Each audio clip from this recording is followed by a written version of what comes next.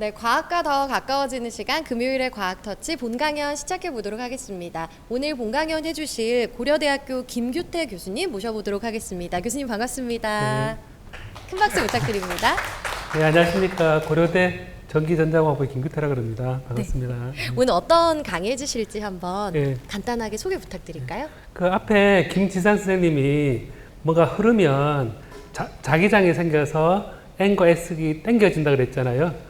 그런 그 전자가 아주 낮은 작은 세계 흐를 때 어떤 일이 일어나는지 현재 연구하고 있는 것들 그렇게 공유할까 합니다.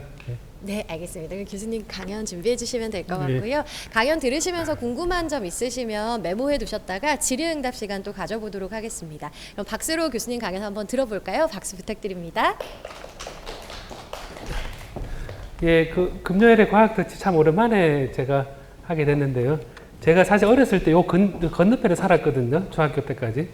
중학교 때 중동이라고 여기 그때 밭이 되게 많았는데 거기 살았고, 우리 앞에 또 그 강연 도입 부분 해주신 선생님 김재 선생님이 덕원고등학교 선생님, 그래서 저도 덕원 나왔거든요.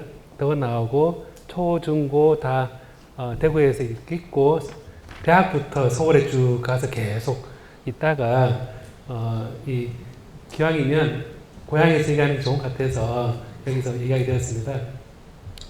얘기하다가 또 이런 얘기도 좀 하도록 하겠습니다. 그 오늘 제가 그 이렇게 터치, 과학 터치라 그래서 이제 전자 앞에 이제 전류가 흐르면 자석이 생기고 그 또 자석을 도선 주위에 막 흔들어 놓으면 전류가 생기는 그런 근원인 전자가 아주 낮은 차원, 제가 설명할 겁니다. 낮은 차원에서 흘러가면 어떤 일이 생길까? 그리고 또 이것들이 움직이는 세상은 과연 어떤 것일까? 요즘 얘기하는 뭐 반도체라든지, 그리고 나노라든지, 이런 것에 대한 얘기를 할까 합니다.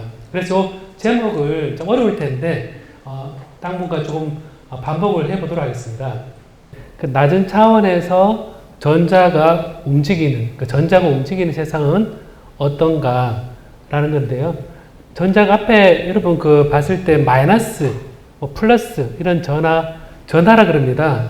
그래서 이게 정전기라 하듯이 뭔가 옷을 이렇게 딱 옷을 문지르면 번쩍 이렇게 번개가 치기도 하고, 번개가 치기도 하고, 그 다음에 자석도 생기기도 하고 그렇게 되는데, 이런 그 전자가 움직이면 이렇게 움직이면 어떤 일이 생기는가라는 겁니다. 자, 움직일 때는 여러분 제일 처음에 전류가 흐릅니다. 전류가 흐르고, 그 다음에 생각할 수 있는 게 에너지가 생깁니다. 그 전류가 흐르면 얘가 뜨거워지거나, 혹은 모터를 돌리거나, 혹은 켰다 껐다 하거나, 지금 이 강연장에 이 전구들이 굉장히 많이 켜져 있는데, 저기 도선들이 있으면 저기에 전자들이 쭉 흘러가는 겁니다.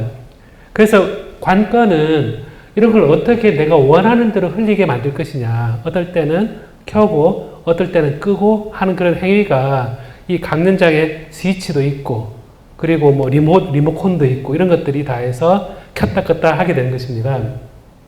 그래서 그런 것들이 다 에너지를 필요로 하는데요. 그래서 에너지가 생기기도 하고 에너지를 내기도 합니다. 그래서 뜨끈뜨끈한 그런 난로 같은 거, 시원한 냉장고나 에어컨도 다 전자가 움직이기 때문에 생기는 현상입니다. 이런 전자가 굉장히 많이 있는 경우하고, 이렇게 전자 적게 있는 경우하고 보면, 여러분 생각에 이렇게 굉장히 많은 전자와 적게 있는 전자, 이렇게 있을 때 얘가 움직일까요? 아니면 얘가 가만히 있을까요? 움직여요? 그럼 어디서 어디로 움직일 것 같아요? 왼쪽에서 오른쪽으로. 왜 그래 생각했죠? 적으니까. 예, 맞습니다. 박수 한번 쳐주시기 바랍니다.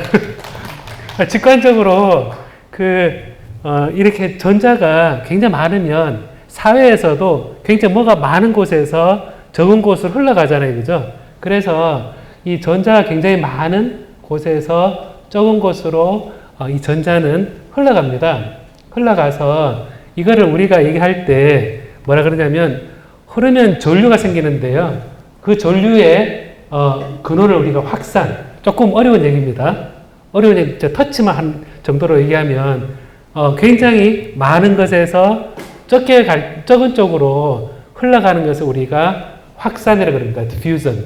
영어로 diffusion이라고 그러고, 이 확산을 했을 때 나중에 대학교나 이렇게 고급 이렇게 물리 이걸 배워보면 이제 이거를 수식으로 표현하거든요. 그러니까 수학과 물리 이런 것들이 연결될 때 많은 데서 적은 데로 간다라는 것을 표현할 때 이런 식으로 표현을 합니다. 그래서 식이 어렵죠, 그죠? 네, 어려운데 수학 이퀘이션에서 이거를 얘기할 때 전류는 이게 밀도의 차이에 의해서 흐른다라고 표현을 합니다. 그래서 그 흐를 때 이 앞에 개수가 크면 더 많이 흐르고 그 다음에 적으면 적게 흐르고, 그래서 굉장히 많은 데서 적게 있는 곳으로 전자가 흘러간다 라고 얘기할 때 이거를 우리가 확산, diffusion 이런 식으로 우리가 표현을 합니다. 자, 그럼 전자가 흐르면 전류가 생기는데요. 우리가 또 이런 밀도 차에 의해서 그 흐를 뿐만 아니라 전자를 흘려줄 수 있는 방법은 아까 김지상 선생님이 보여주실 때 자석과 뭐를 연결했었습니까? 아까? 자석과 뭐를 연결했었습니까? 아까? 건전지. 예, 건전지를 관찰을 잘했네요. 건전지를 연결을 하면 여러분 보는 것처럼 이렇게 건전지를 이렇게 표현합니다. 플러스 마이너스 하게 되면 이 전자들이 이렇게 이 방향으로 이동합니다. 그래서 앞에서 전자가 흐르면 에너지도 생기고 그다음 에너지를 바깥으로 방출도 하고 하는데, 이렇게 흐르는 거를 우리가 어떻게 뭐라고 얘기하냐면 표류한다, 흐른다, 물 위를 어떤 부표가 흐른다 그래서 이제 또 돌아다닌다. 그래서 우리 영어로는 드리프트라 그래서 이렇게 건전지, 전기장에 의해서 전기장에 의해서 이게 움직이게 됩니다. 그래서 이렇게 얘기할 때 식으로 표현할 때는 이런 식으로 표현합니다. 전류는 전기장에 비례한다 라고 얘기를 합니다. 그래서 과학에 있어서 이런 수학적인 표현 방식이 굉장히 많이 요것만 딱 보면 이런 현상을 딱 설명을 하는 좋은 방법이거든요. 그래서 이 확산과 이제 표류 떠돌음이 이제 이 움직이는 힘의 근원입니다. 그래서 여러분 아까 김치 선생님이 N과 S가 이제 서로 당긴다 그랬잖아요, 그죠? 당기는데 왜 당기는가 이렇게 생각을 해보면 여러분 친구와 친구 사이에 끌리는 경우 있지 않습니까? 친한 친구 있습니까? 그럼 친한 친구는 왜 친해요? 예? 서로 잘 맞아서. 그래서 있으면 편해요, 불편해요? 편하죠. 자, 생각해보면 끌려간다는 거는 굉장히 편하다는 겁니다. 그 자연이 굉장히 편한 쪽으로 가는데 끌려가는 게 편하다는 겁니다. 그래서 이제 우리 얘기할 때 이 전기장과 자기장에 대한 현상을 얘기하고 우리가 쉽게 얘기해서 자석이 땡긴다 하듯이 우리가 이제 이런 우리 이 그 공간에서 이걸 놓으면 탁 떨어지잖아요, 그죠? 그럼 지구가 이걸 땡기잖아요, 그죠? 땡기는데 이것도 사실은 편안하기 때문에 아주 낮은 편안한 상태로 가는 게 자연의 방향입니다. 자, 그래서 이런 게 움직이는데 굉장히 이런 원리가 있구나. 그 자연의 어떤 철학도 있고 원리가 있는 것을 다 이렇게 수학적으로 표현하기도 하고 현상적으로도 설명을 하고 이런 것들 다 이용을 하죠, 과학은. 왜냐하면 생각해보면 여기에 전기장을 딱 걸어주면 건전지를 딱 했더니 얘가 쫙 움직이더라. 움직이는데 가서 탁 부딪히면 여기 에너지가 여기에 탁 부딪히면서 사라질 겁니다. 사라지는 여기에다가 뭔가 빛이 나는 물질을 붙여놓으면 그 부딪힌데 빛이 날 겁니다. 그게 옛날에 모니터였거든요. 지금은 좀 다른데 옛날 모니터는 전자를 움직여서 원하는 곳에 탁 때리면 빛이 나는 그런 상황이 됩니다.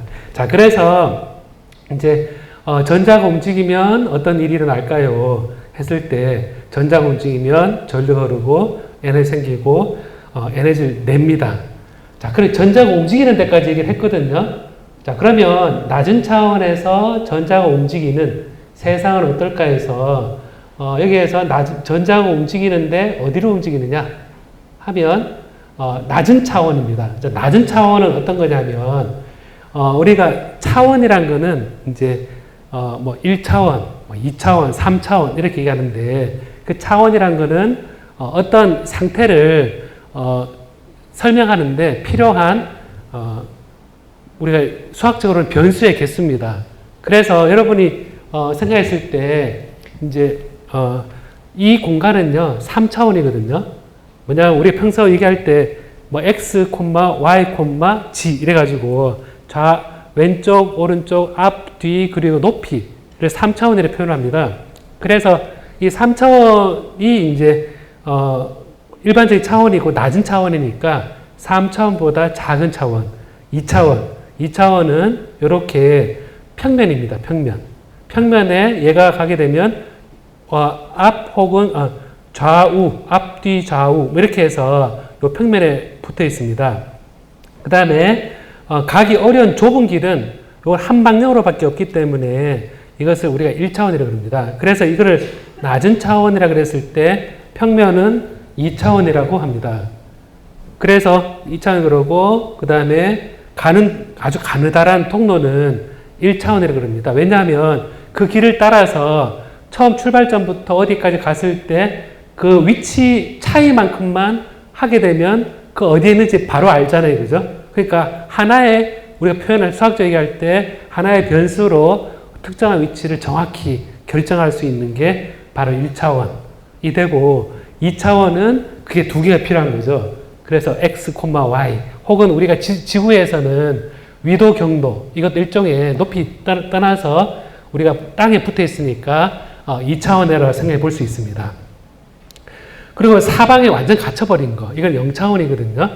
0차원이라서 갈 곳이 없는 겁니다. 딱 그 갇혀 있으니까 얘가 이제 그냥 그 자리에 있는 거죠. 그래서 이게 지금 우리가 얘기하고 있는 게 낮은 차원에서 전자가 움직이는 세상은 어떨까 그랬을 때 이 아까 얘기했던 전자가 우리가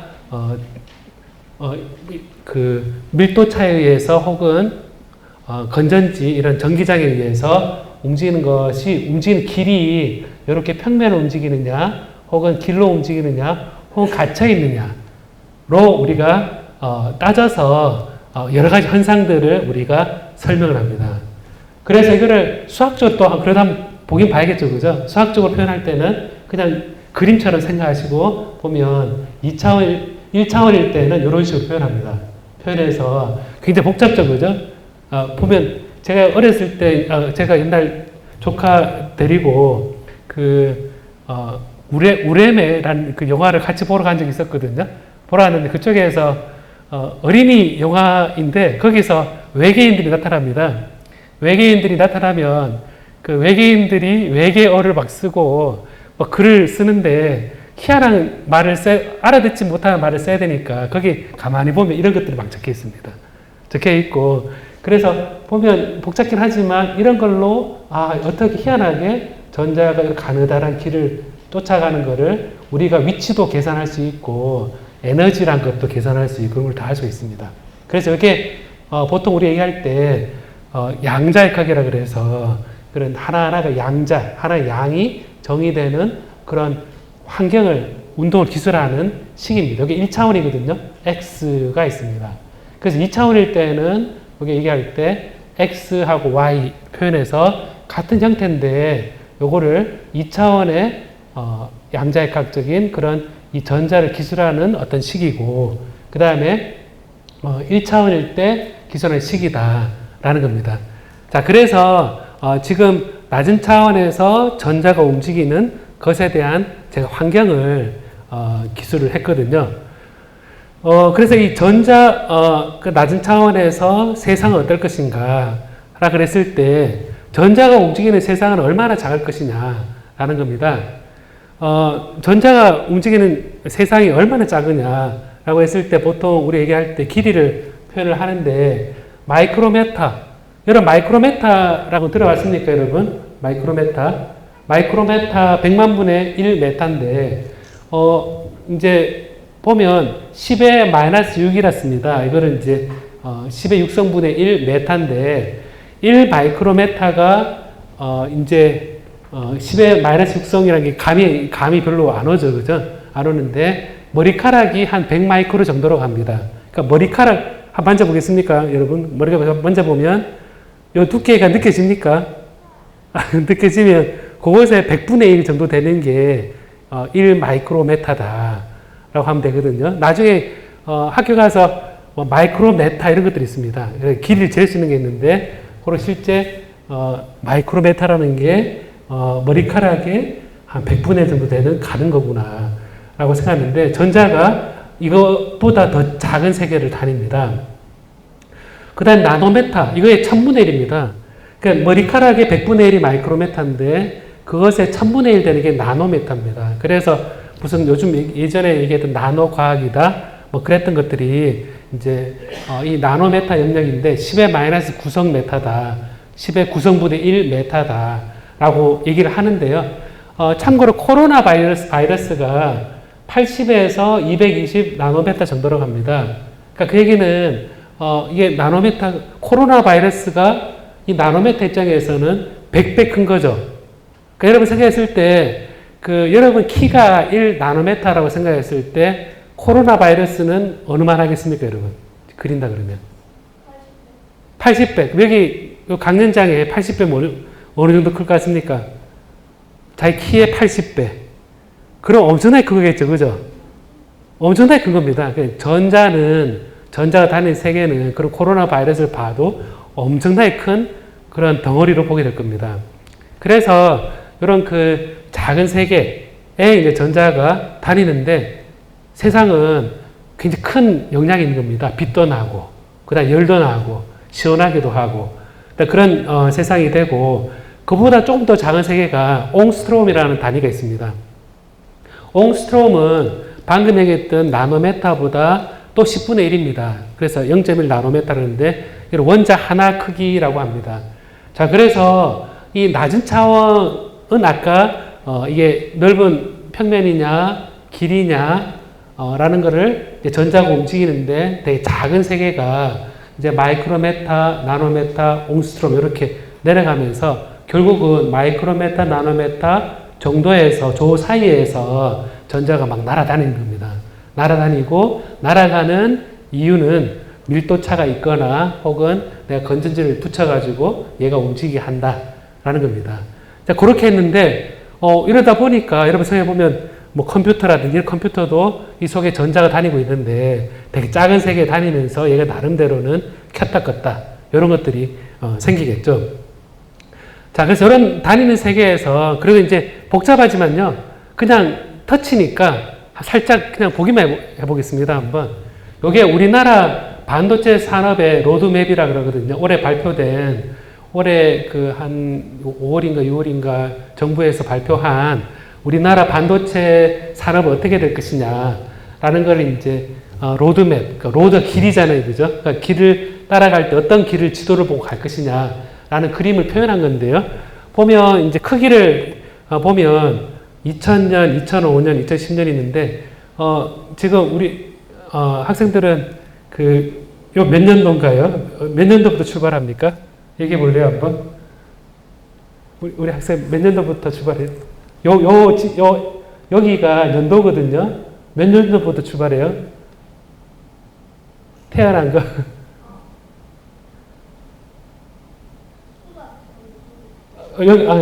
여기 2000년이고, 2005년이고, 2010년이고, 2015년, 2020년인데, 언제 생년이 어떻게 됩니까?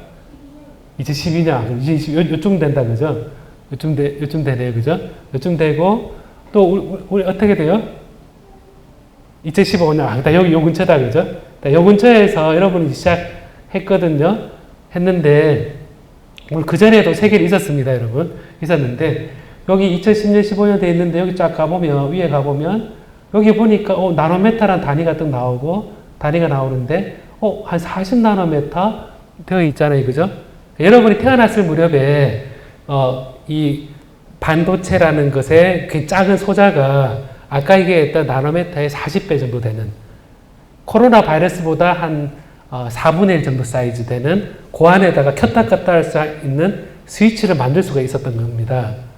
그래서 보면 이제 요게 이제 여러분 휴대폰에도 들어가고 다 들어가는데 요게 이제 여러 연구하는 과학을 하는 사람들이 이 켰다 껐다 하는데 이런 모양을 만들기도 하고 이런 모양을 만들기도 하고 이 만들면서 어떻게 하면 더 작게 더 효율적으로 켰다 껐다 할 수 있을 것이냐라고 하면서 보는 것처럼 40나노, 28나노미터, 20나노미터, 14나노미터, 7나노미터, 5나노미터 되어 있는데 이미 여러분 처음 40나노미터에서 벌써 지금 그때보다 처음 태어났을 때보다 지금 한 8분의 1 정도로 더 작게 만들 수 있는 시대가 된 겁니다.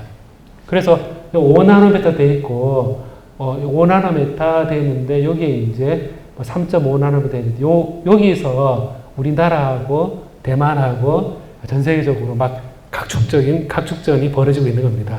그래서 이런 것들을 만들고 나면 어떻게 눈으로 볼 수 없잖아요. 그죠?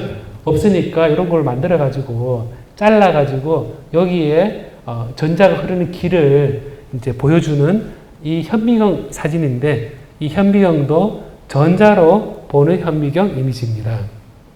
눈으로 보는 게 아니고. 자, 그래서 이렇게 보면 여러 가지 용어가 있는데요. 이게 전체 복잡한데 나중에 마지막에 한 번 더 살짝 머리에 각인처럼 본다 생각하고요. 이제는 2025년 한 10년만 지나도 요쯤 되면 이제 얘기하는 나노미터의 여러 물질들을 가지고 이제 반도체를 구현하는 그런 시대가 곧 오게 되고요. 그리고 이제 보면 퀀텀이라는 단어도 나오고 그래서 양자 기술 이런 것들이 이미 이제 우리나라에서 굉장히 관심을 가지고 실제 대학에서 그리고 회사에서 연구하는 주제가 이미 되고 있습니다. 자, 그래서 이런 나노미터라 그랬을 때 이제 10의 마이너스 9성 미터라 그랬는데 이 나노미터 글이 되게 많은데요. 제가 하다 보니까 너무 글을 너무 많이 준비를 했는데 이 점이 보이죠, 그죠? 점이 보이는데 보면 원자들이 보이잖아요, 그죠? 원자들이 막 보이는데 얘를 확대해서 보니까 원자가 이렇게 뭉쳐져 있고 요 속에 전자가 갇혀 있는 겁니다. 그래서 갇혀 있어서 보면 이런 나노 파티클이 되어 있는데 여기에 전자가 갇혀가지고 여기에 갇히면 자유롭습니까? 자유롭지 않습니까? 어디 갇히면 자유롭지 않죠? 그러면 자유롭지 않으면 내가 할 수 있는 행동이 제한적이거든요. 손만 올릴 수 있다거나 발만 약간 움직일 수 있다거나 그렇게 되기 때문에 이런 있을 수 있는 상태가 몇 가지로 이렇게 셀 수 있습니다.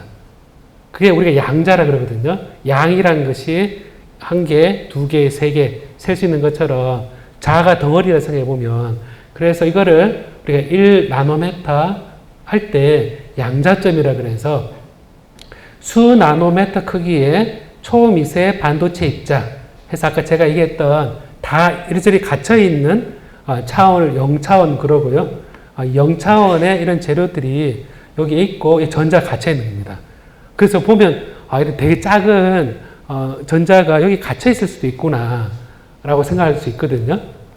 그럼 눈으로 볼 수는 없죠. 그죠? 그래서 이걸 전자미용으로 확대해서 보면 여기 10나노미터 되어 있는데 여기에 아주 작은 요 점이 하나가 쭉 갇혀 있습니다. 여기 보이는 UFO 같이 생겨 있는데 여기에 이제 물질이 인듐과 갈륨과 아세나이드라는 물질이 갈륨과 아세나이드 사이에 이렇게 갇혀 있습니다. 그럼 전자가 가다가 요 안에 딱 갇혀 있거든요. 그래서 아주 낮은 차원의 전자가 갇혀 있는 거를 우리가 양자점이라고 그러고 이게 0차원의 그런 전자가 갇혀 있는 세계의 한 형태입니다. 그래서 이거는 빛의 색깔을 띠고 있고요. 그리고 이제 전기적 성질도 갇혀 있기 때문에 특정한 에너지만 가지는 그런 물질 상태입니다. 이걸 우리가 인공 원자라 그러기도 하거든요. 왜냐하면 인공적으로 작게 만들어서 전자가 갇혀 있는 그런 상황을 만든 겁니다. 그래서 이게 크기에 따라서 여기 전자 갇혀 있을 때 여기에 대략 5에서 6나노메타 정도 됐을 때 색깔이 오렌지색이 되고요. 그리고 이게 2에 3나노메타 되면 되게 작아지면 녹색, 푸른색이 됩니다. 그래서 이거는 뭐냐면 같은 덩어리인데 작으면 파란색, 커지면 붉은색 이렇게 색깔이 바뀝니다. 근데 그 색깔이란 것도 사실은 그런 에너지를 얘기하는 거기 때문에 그래서 제가 요거를 그냥 예를 들어서 온 거는 대학에서 혹은 대학원에서 혹은 이제 실제 그 연구하는 사람들이 보는 이 하나의 예를 보이기 위해서 제가 좀 가져왔고요. 그래서 저게 얘기할 때 트랜지스터라는 것이 이제 우리 켰다 껐다 하는 스위치인데 그게 지금은 너무 작게 만들다 보니까 전자가 몇 개 들어가지 않는 그런 전자도 이제 사람들이 얘기를 하고요. 그 다음에 이제 태양전지, 빛을 딱 들어가면 전자가 나와서 에너지를 탁 저장하는 그런 그 다음에 빛을 내는 거, 그 다음에 레이저, 이런 화면 디스플레이, 이런 색깔이 이제 다 이 양자점, 이 작은 세계를 얘기하고요. 여러분들이 이제 이거를 회사에서 설명을 또 광고도 합니다. 이런 TV에 나올 때 제가 그냥 카피를 해왔는데요. 삼성 디스플레이에서 보면 우리 그 학생들이 이거 읽어볼래요 한번? 그래도 여기서 여기까지 시작.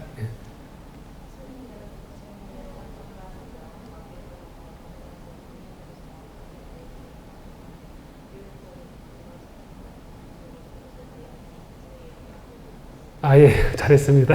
빠르죠? 어렵고 빠르죠? 그죠? 보면, 스스로 빛을 낸대요.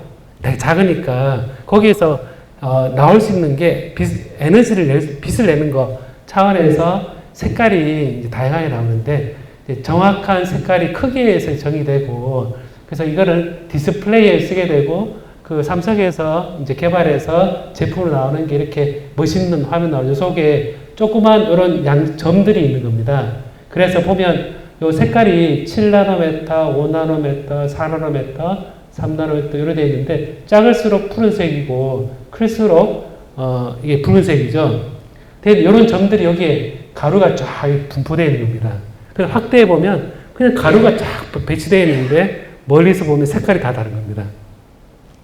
근데 아까 이제 코로나 바이러스가 뭐 80나노 그랬으니까 요 안에 들어있는 점이 요만큼인데 이거 코로나 바이러스 이거 10배 좀 된다 그러면 이거에 비해서 코로나 바이러스 엄청나게 큰 거죠. 그죠?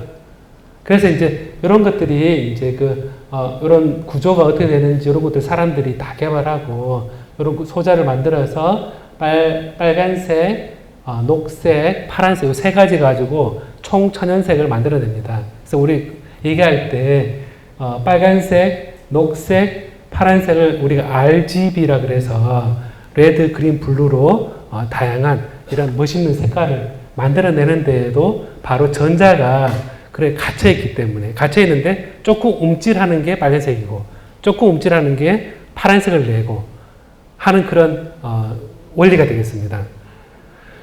그 다음에 1차원을 얘기할 때 이제 이런 얘기를 하거든요. 1차원을 이제 얘기할 때 가느다란 선입니다. 가는 선인데 보는 것처럼 이렇게 자연에서 이렇게 발견되는 선들이 있습니다. 이렇게 선들이 있는데 보면 이렇게 뭘 연상하면 되냐면 그 놀이동산에 가 보면 그 이렇게 먹고 싶은 게 있죠. 놀이동산 가면 어떤 걸 먹고 싶어 합니까? 우리 또 뭐? 예? 소떡. 추러스 또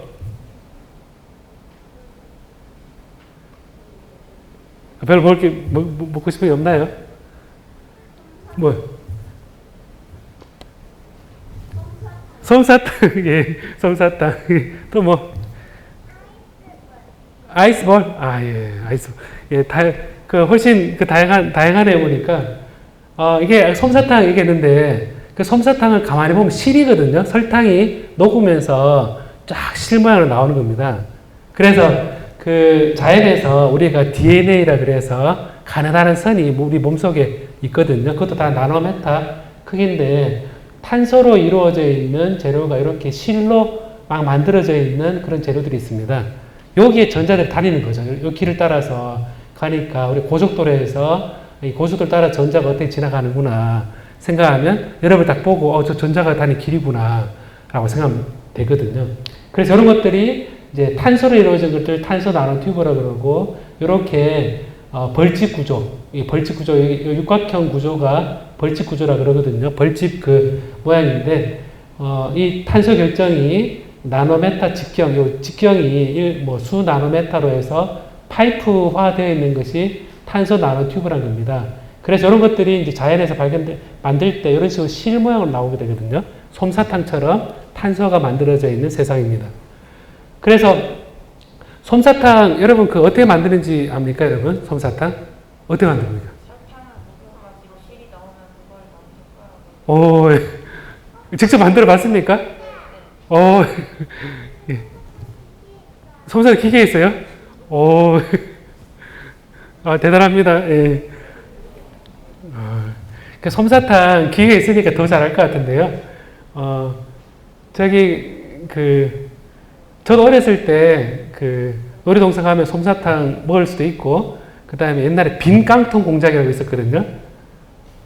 빈 깡통 공작이라 그래서 이 깡통 재활용해서 깡통에 구멍을 뚫어가지고 걔를 회전시키면서 밑에 촛불을 붙여놓고 회전시키면서 구멍에 설탕을 넣으면 얘가 녹아서 구멍에 나오면 걔를 이렇게 솜사탕 해먹는 그런 만들고 그랬었거든요. 제 얘기하고 싶은 거는 솜사탕 얘기를 아까 잘 해줬는데 여기에서 이제 어떤 녹이는 것들을 이제 재료를 바꿔줍니다. 그래서 이게 솜사탕인 경우에 녹아서 딱 날아가면 여기에 성장을 합니다. 성장을 쭉 해가지고 이렇게 이게 금인데요.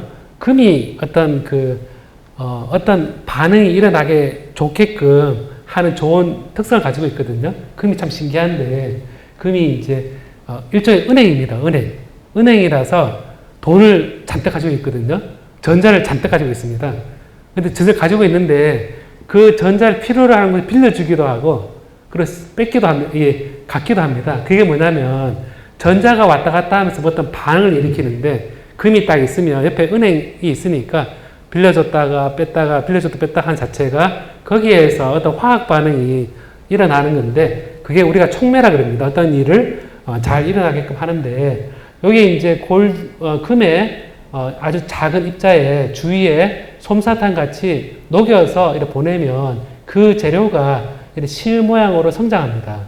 그래서 이거를 이 솔루션, 리퀴드, 솔리드 되어 있는데 솔루션으로 가면 여기에 이제 액체로 묻어서 여기 쭉 자라면서 굳어서 덩어리로 만들어지거든요. 그래서 자연에서 탄소로 만들어져 있는 작은 튜브, 그 다음에 촉매 입자에 어떤 재료를 원하는 방향으로 실 모양으로 만들 수 있는 기술이 사람들이 생긴 겁니다. 그래서 생각해보면 이런 실이 있으면 여러분 세면대에 가끔 막히죠. 세면대 집에 가끔 막히면 그 안에 뭐가 있어서 막히는 겁니까, 여러분?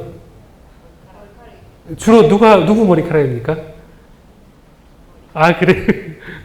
네, 근데 머리카락 길수록 잘 막히잖아요. 그죠? 그래서 해보면 그런 길수록 막히는데 요게 이런 식으로 이거 굉장히 크면 세면대 막겠구나 라고 생각해 볼 수 있습니다. 또 생각해 보시는데 어떻게 생각해 보면 되게 튼튼하죠. 그죠? 되게 튼튼해서 얘를 잘 묶어줍니다. 이거를 잘 묶어줘서 그러면 저거를 어디서 잘 섞으면 그게 부서지기 전에 얘가 안 부서지도록 딱 이렇게 해주는 그런 재료가 될 수 있습니다. 총알이 날아와도 그 총알을 뚫지 못하는 방탄복 같은 것도 사실 이런 섬유질에 의해서 이렇게 덩어리 돼 있으면 걔가 통과하지 못하거든요.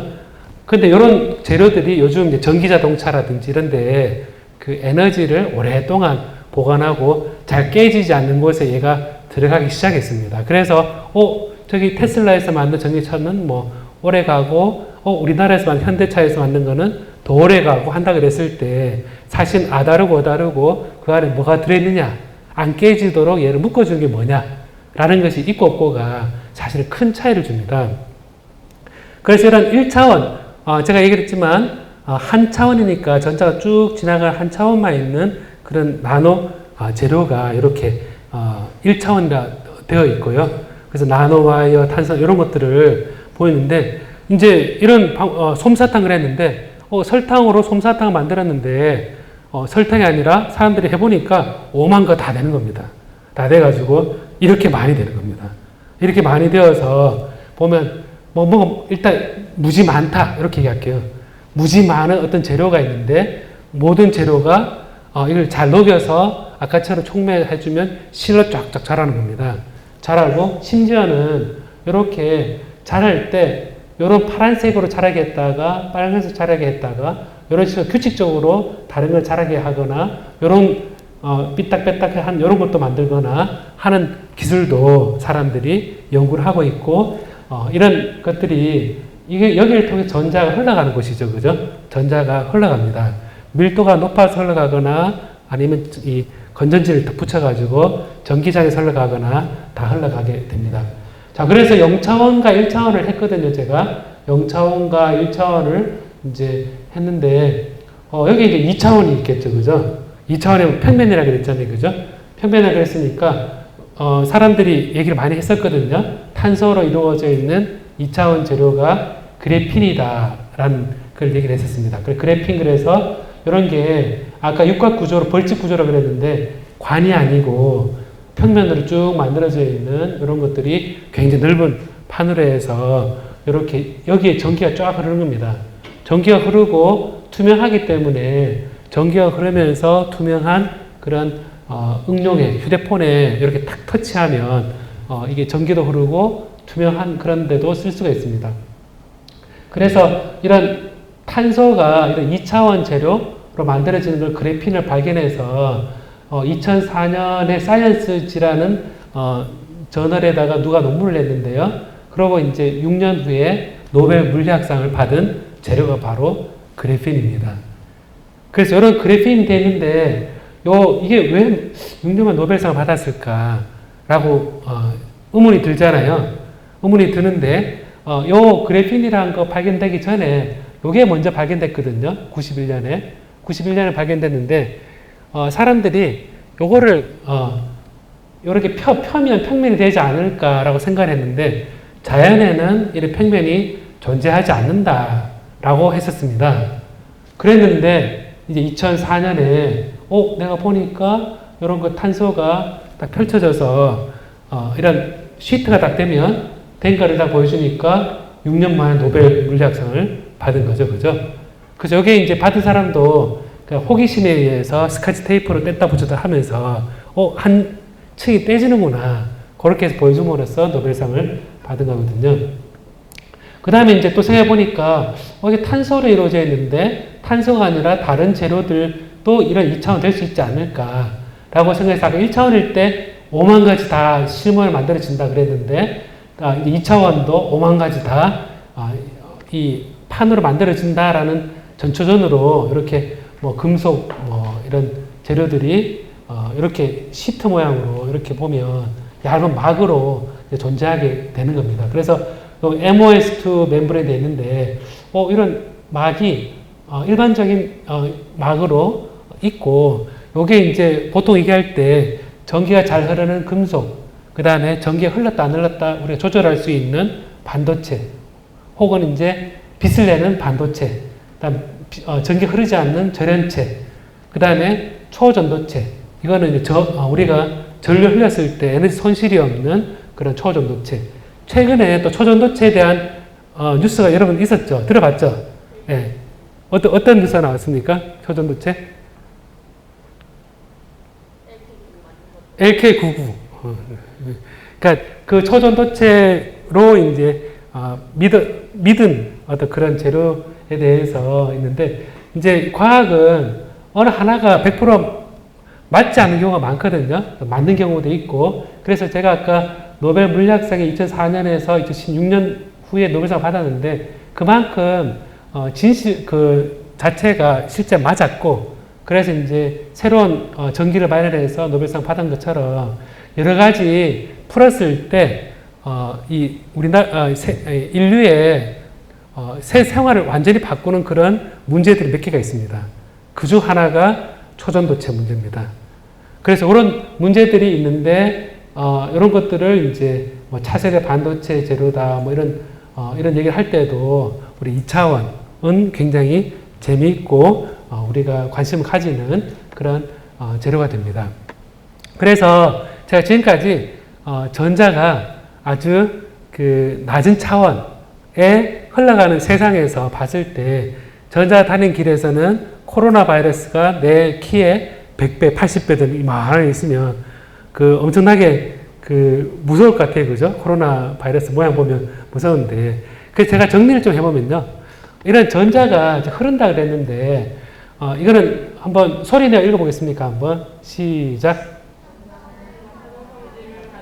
예. 전자는 이런 낮은 차원에서 흘러갈 때 얘가 물결과 같이 이런, 가루가 흘러가는 게 아니라 이렇게 파동, 이 물결 웨이브가 흘러가는 세상이거든요. 그래서 전자는 파동 성질을 가지기 때문에 요 둘 사이에 어떤 갇혀 있을 때 이런 크기가 있기 때문에 전자는 갇혀 있는 곳에 이 크기가 맞아야 된다라고 얘기를 하고요. 그 한 예가 이제 이 파동일 때는 이게 파동일 때 크기가 뭘까라고 생각해 보면 요 입자일 때는 요 직경이다, 뭐 반지름이다, 지름 이런 얘기를 하지만 이런 전자는 파동이기 때문에 흩어져 있는 그런 상황입니다. 흩어져 있는 상황으로 어떨 때는 입자고 어떨 때는 파동이고 이런 거 할 때 요 크기가 우리 파장이라고 그래서 여기서부터 반복되는 단위가 또 새로 나타나는 요 길이가 하나의 파장이 되거든요. 그래서 파동일 때 이거는 한 점이었는데 여기 파동으로 바꾸니까 이게 커졌다가 작아졌다가 하는 그런 하나의 길이 다리가 되는 거거든요. 그래서 파동일 때 크기는 같은 전자도임에도 불구하고 입자와 파동을 얘기하면서 우리 입자설과 파동설 하면서 여기서 양자역학이 나온 시초가 되거든요. 그래서 특정한 에너지의 전자만 갇혀 있을 수 있다라고 해서 빨간색, 파란색 이런 얘기를 하게 됩니다. 그 전자는 우리가 작은 세계에서는 파동 성질을 가진다라는 거고요. 그 다음에 이것도 다 같이 소리 내서 읽어볼까요? 시작.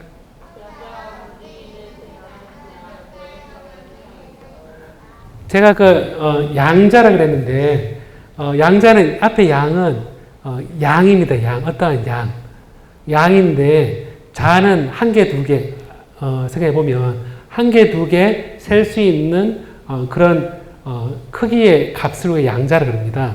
역학은 우리가 움직이는 것을 기술하는 거니까 이 전자공학 세상은 사실은 양자역학의 세상입니다. 그래서 반도체라는 거, 금속이라는 거, 절연체라는 것들이 우리 다 양자역학이라는 걸로 계산이 되고요. 그래서 이제 작게 만들수록 조건이 맞는 전자들이 지나다니고요.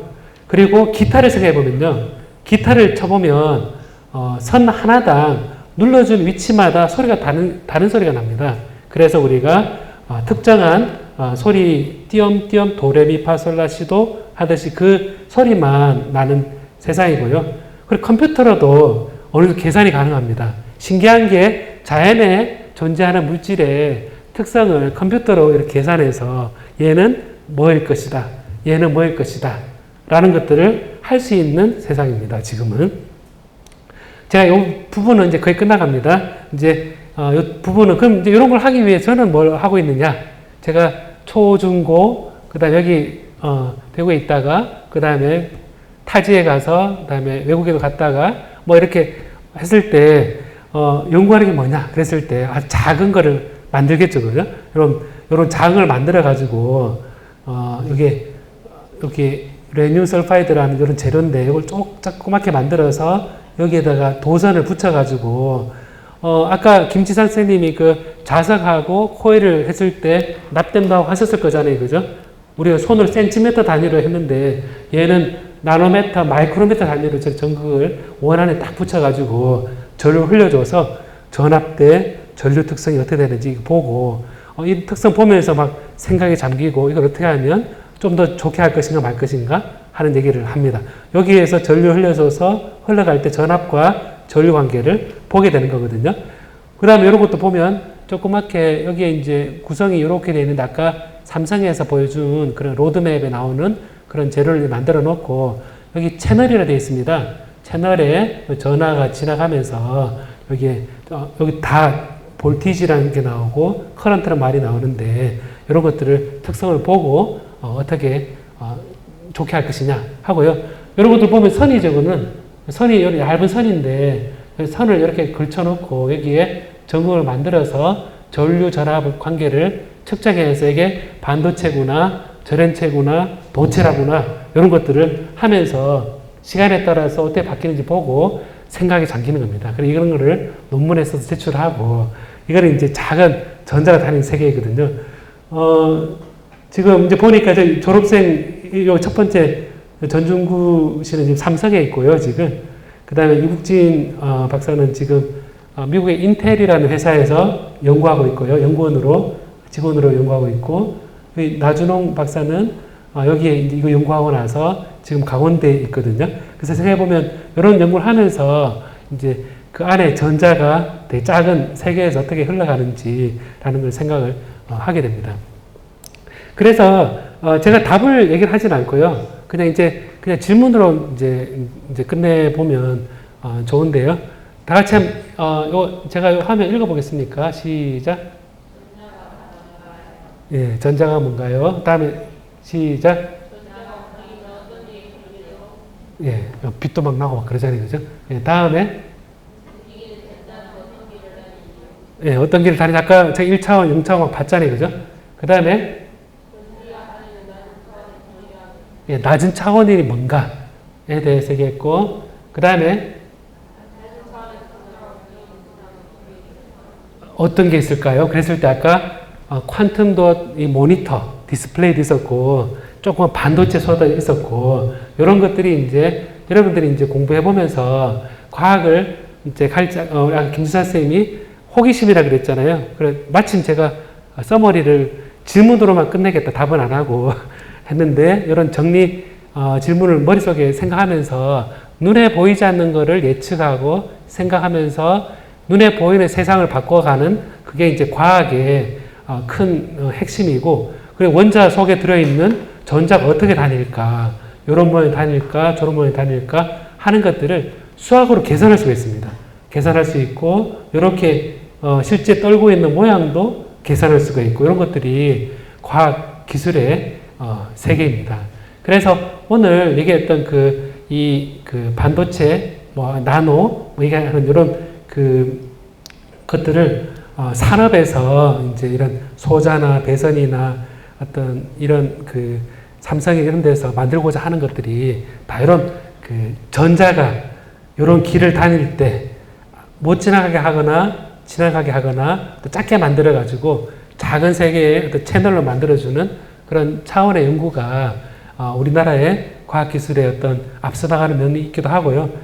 보시는 것처럼 2010년, 15년에 40나노 있다가 지금은 거의 8분의 1 줄었고, 요 10년만 지나도 어떤 세계가 펼쳐질지, 요게 이제 실제 과학 기술을 하면서 또 세상을 바꾸는 그런 여지가 되지 않을까 싶습니다. 자, 그러면 열심히 들어주셔서 감사합니다. 예. 혹시 강의 들으시면서 궁금한 점 있으셨으면 질의응답 시간 가져보도록 하겠습니다. 혹시 궁금한 것 있으셨을까요? 네.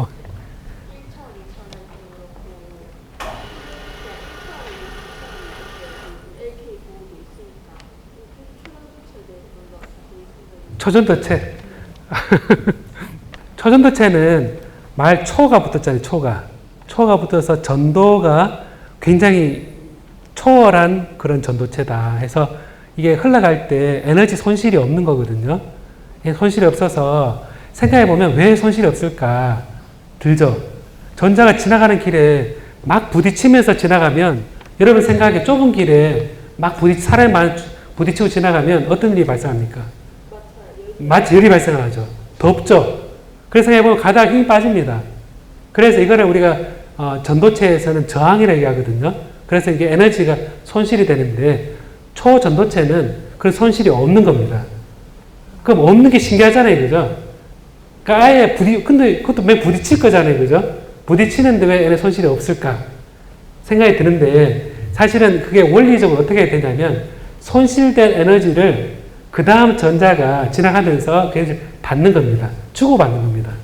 그 초전도체는 이 부딪힘이 없는 게 아니라 에너지를 뺏겼다가 정말 같은 에너지를 받으니까 밖에서 봤을 때 얘가 손실이 없는 것처럼 보이는 거거든요. 그러려 그러면 주고받고가 돼 있어야 되니까 옆에 뭔가 있어야겠죠. 그죠? 네, 그래서 LK99가 좋은 초전도체에 대한 일반 관심을 불러일으키긴 했는데 사실은 쉽게 만들 수 있는 소재가 아니거든요. 전 세계가 기다리는 그런 소재이긴 한데 사실은 조금 긍정적이지는 못한 상황입니다. 예. 아마 답변이 됐을 답변 것 됐나요? 같아요.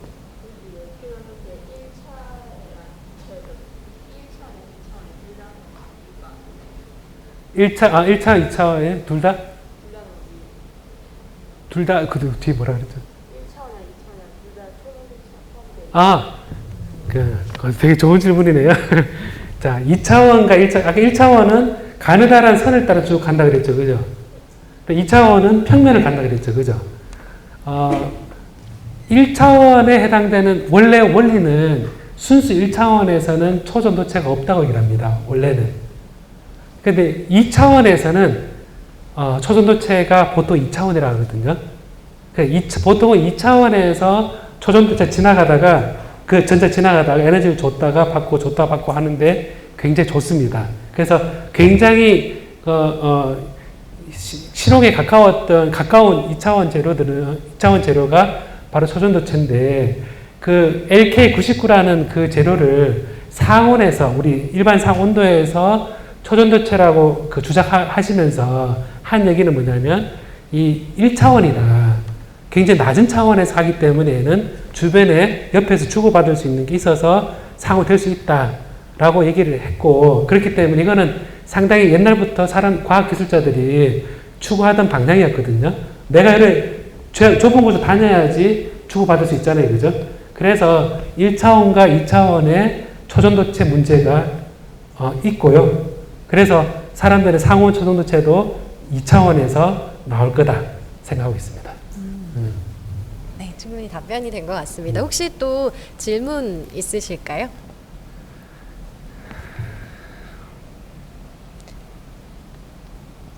요거 강의 들으면서 제가 좀 궁금했던 거는 우리나라에서도 큰 기업에서 이런 것들을 다 연구한다고 말씀을 해주셨잖아요. 지금 그러면 우리나라는 어느 정도의 위치에 있는지 우리나라가 좀 앞서가고 있는 편인 건지 아니면 조금 더 발전된 나라도 있는 건지 그 과학 분야가 되게 많기 때문에 네. 우리가 굉장히 앞선 분야도 있고요. 우리가 인해 전술로 늦은 분야도 있고요. 그래서 과학기술 전체에서 다 앞서고 있다고는 얘기를 못 합니다. 네. 그렇지만 우리가 잘하고 있는 분야는 뭐 삼성이나 이렇게 잘 만들어서 이렇게 구현을 해서 실제 타이밍 맞게 하는 그런 부분은 우리나라 잘하고 있다고 볼 수 있죠. 전자가 쓰이는 반도체 소재만 본다면 어떨까요? 반도체 소자는 우리가 잘하고 있죠. 삼성전자에서. 그래서 지금 제가 권해주고 싶은 책이 칩 5월이라는 책이 있거든요. 반도체 칩 전제. 칩 전제는 최근에 나온 책이 있는데 책이 좀 두껍습니다. 근데 줄과 줄 사이 간격이 넓고 글자 큼직해서 보면 우리나라 반도체 산업이 어떻게 지금 경쟁적으로 되어 있고 하는 것들이 역사가 쫙 나옵니다. 그래서 그걸 한번 읽어보면 좋고요. 그 다음에 휴대폰에 올레드라 그래서 아몰레드 그래서 이 갤럭시 폰에 나온 이 유기 반도체 빛이 있거든요. 이건 우리나라가 세계 최고입니다. 네, 그것도 이제 세계 최고가 되는 시대가 2000년도부터 20년 사이에 역사가 있거든요. 우리가 어떻게 세계 최고가 됐는지. 그런 것들이 과학기술사에 남아있는 것들이 있습니다. 근데 여기 지금 나노미터 크기에 대해서도 말씀을 해주셨잖아요. 근데 이게 연도가 지날수록 점점 작아진다고 말씀을 해주셨는데 그게 점점 작아지면 어떤 게 좋은 건지도 궁금하더라고요. 네. 아까 나노미터 작은 차원 했을 때 전자가 다니는 길이 작으니까 굉장히 같은 면적에 대해서 굉장히 많은 것들 넣어줄 수 있겠죠. 그러니까 예를 들면 지금 혹시 영화 가운데 그거 본 적이 영화 가운데 그런 영화가 있는데 그 사람을 한 1.2cm로 줄여가지고 이렇게 영화 가운데 있거든요. 그러니까 시대의 그 식량 문제를 어떻게 해결했냐. 그러니까 사람의 몸을 다 100분의 1이니까 줄이는 겁니다. 그래서 영화 다 줄여가지고 이렇게 있으니까 같은 면적이라도 좀 더 많은 사람, 네. 같은 식량이라도 좀 더 많이 할 수 있잖아요. 그죠? 그래서 작게 하는 이유는 굉장히 많은 것들을 그 안에 넣기 위함입니다. 그래서 조그만 거 두고 다녀도 작아지니까 더 많은 기능을 우리가 쓸 수가 있는 거죠. 그래서 작게 하려는 거죠. 그렇군요. 혹시 또 궁금한 사항 있으실까요? 오늘 학생 친구들이 또 좀 와 있고 저희가 이게 또 유튜브로도 올라가는데요. 예. 교수님께서 이제 대학교에서 큰 학생들을 또 보고 예, 계시잖아요. 예. 우리 초중 고등학생들이 좀 이런 면에 관심을 가지면 좋겠다. 그리고 과학도 분야가 여러 분야인데 교수님께서 연구하시는 분야는 이런 분야고 이런 공부를 좀 하고 싶다면 이렇게 하면 좋겠다. 이런 것도 좀 소개를 해주시면 좋을 것 같아요. 예, 알겠습니다. 제가 여기 어렸을 때 중동에 있었다 그랬잖아요. 중동 그때 밭이었거든요. 밭이 많았고 집이 밭 중간에 하나 더 있었는데 겨울에 되게 추웠는데 그 기억나는 게 이제 길에서 다니다가 시계 부서진 거를 제가 찾았거든요. 중학교 때. 다시 보고 시계 보고 그걸 희한하다 또 부숴놓은 시계 있구나 해서 집에 들고 와서 분해 보면서 하루 종일 분해한다고 하루 보내고 나니까 눈이 사파리가 됐거든요. 그러니까 이게 뭐냐면 조그만 걸 보다 보니까 굉장히 오랫동안 봤는데 그게 굉장히 기억에 많이 남더라고 보니까. 그래서 보면 잘하고 못하고가 아니라 과학에서는 이렇게 아까 호기심 얘기하셨는데 무엇보다 호기심을 잃으면 과학 기술을 하는 것에 있어서 생명력을 잃어버린 거기 때문에 작은 걸 잘하고 못하고 중요한 게 아니라 하나를 재미있게 생각하고 하는 게 중요합니다. 그래서 저는 이제 많은 학생들을 보면서 이 계속 발전하는 학생들도 많이 보고요. 고등학교에서 너무 입시 위주로 가다가 대학도 왔지만 급격히 이제 에너지를 잃어버리고 그다음 지금 많이 봤거든요. 그래서 어떤 진로를 선택하든 이제 현재 그 호기심을 다만 몇 프로라도 계속 가지고 있는 게 그다음 진로가 어떻게 선택되든지. 저는 물리학을 하고 전기전자 공대에 와 있습니다. 오다 보니까 뭐 물리를 하든 공학을 하든 호기심을 가지고 뭔가를 만들어 나가고 하는 것들을 계속 취미도 가지고 하다 보면 언젠가 빛을 발하게 되어 있습니다. 그래서 제가 얘기하고 싶은 거는 이제 결과보다도 과정에서 나중에 더 재미있게 찾을. 요번에 필드상 받은 분 알죠? 허준 교수 있잖아요, 그죠? 거기 과정도 한번 보면 이렇게 중간에 이렇게 굴곡이 있고 그러니까 그런 차원에서 과학기술에 있어서도 계속 잘한 친구보다는 이렇게 호기심 가지고 계속 이렇게 찾아온 경우가 굉장히 귀중한 경험이거든요. 예, 그래서 이런 잘 찾아왔고 이런 거를 끝까지 유지하는 게 더 중요한 일입니다. 예. 네, 지금 이 얘기해 주시는 교수님 눈빛에도 네. 호기심이 여전히 살아 있으신 것 같아서 굉장히 귀중한 말씀 감사합니다. 오늘 강연이랑 질의응답까지 너무 고생해 주신 우리 고려대학교 전기전자공학부 김규태 교수님께 다시 한번 큰 박수 부탁드립니다. 네, 감사합니다. 예. 네, 금요일의 과학터치 오늘 여기까지입니다. 저희 다음 주 이 시간에도 역시 금요일의 과학터치 준비되어 있으니까요. 함께 해주시면 감사하겠습니다. 금요일의 과학과 더 가까워지세요. 고맙습니다.